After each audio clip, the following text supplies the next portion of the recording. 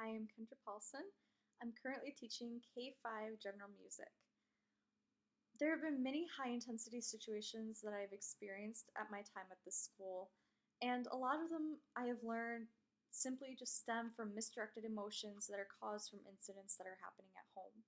The students don't realize they might be hurting your feelings, they don't realize that they are misdirecting their emotions, and they honestly at that time just really need somebody to listen to them and to really put their heart out there for them.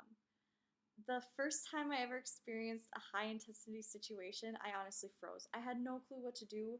I had never in my life seen a student act in the way that they did. Um, this particular situation is also the one that I want to talk about today. And it was a time where we had a student come into the room and he was already having a rough day. He had moved up this year from the southern US, and so it was his first time even in the Sioux Falls area. He has a background that is absolutely heartbreaking and crushing, which we didn't know about until after this situation had happened. And had just he was already having a rough day because of some clerical errors that were made in the process of transferring schools. And anyway, he came into class this day and was just, you could tell he was all over the place. He couldn't think straight. He could not process what was coming out of his mouth. And in the long run, as my teacher was teaching, for not really any given reason, it wasn't like anger at not being given a turn, it wasn't because somebody was doing anything to him. He laid in the middle of the floor of the music room and shouted a long string of extremely hurtful words at my mentor teacher. I, in that moment, was just frozen. I couldn't think of what to do. I had never seen anything like this before, and this was also my first ever high intensity situation that I had experienced in the real classroom.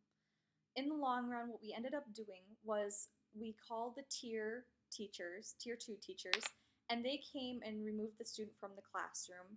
And at that time, my mentor teacher went out into the hallway with the tier 2 teachers to talk with this student. And I took the rest of the class and led them in our activity while they did this. Um, I thought so highly of my mentor teacher in this situation because after that, I felt like absolutely crying, and I could not believe it because the second that that class left the room, she just burst out laughing. And I was just honestly absolutely amazed because I would have, like I said, I would have been crying, and she just held this very strong opinion that he didn't mean it. And I just thought that was absolutely incredible.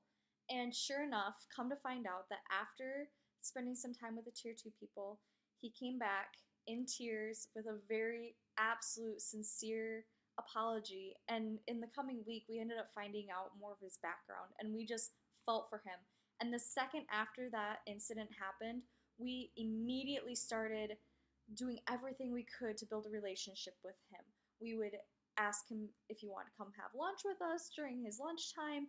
We would greet him in the hallway. We give him high fives every day that he comes in because he loves high fives. And so there are still some rough days, and there are a lot of things that he needs to work to with someone who can help him beyond our psychological help understanding and what we can do to help him. But overall, this high intensity situation really, really, really gave me a true heart and passion for these kiddos that I get to teach every single day. I just love being able to be a person that they can come in, they can give a hug to, say hi, know that I want them there, and that is such a great feeling. And though after that high intensity situation, I was on edge and walking on eggshells for a few days, I've learned that I can't let the students make me nervous. I have to show them that I trust you, so I want you to trust me. And that mutual trust is in the long run what is going to make all of this work.